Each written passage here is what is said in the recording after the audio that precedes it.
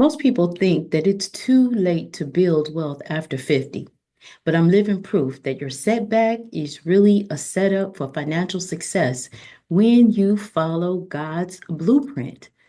I didn't start saving until I was 56 and I caught up fast. Let me show you how. Let's talk about the myth that it's too late to start. The belief comes from fear, but fear is not from God. When you trust His timing and take intentional action, restoration happens. Here's how it happened to me. At 56, I realized I had no real retirement plan. I had lived through years of trauma, single parenting, divorce, and starting over more times than I care to mention.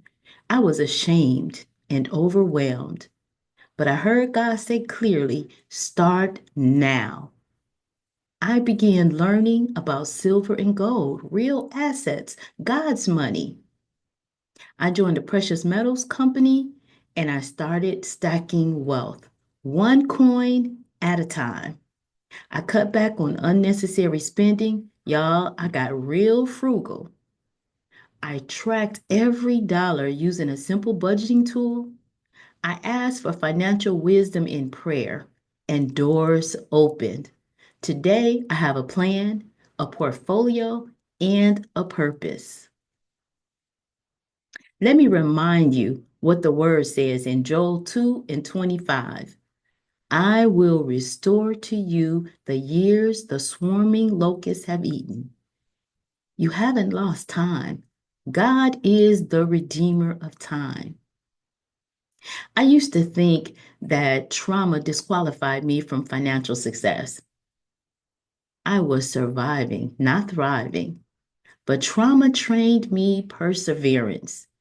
When I stopped hiding behind shame and let God into my finances, everything changed. The comeback within taught me this. Even when you've been broken, you can still build something whole. I had to stop asking, why so late? And start asking, what's possible when I trust God's process? Now, in Jeremiah 29 and 11, it says, for I know the plans I have for you, declares the Lord. Plans to prosper you and not to harm you, plans to give you hope and a future. That includes your finances. Your wallet is a part of your worship. So don't be afraid to pray bold prayers about money. God wants us to prosper with purpose.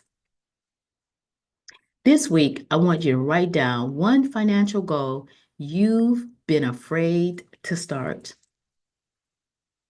Ask God to show you the first step, then take it with faith.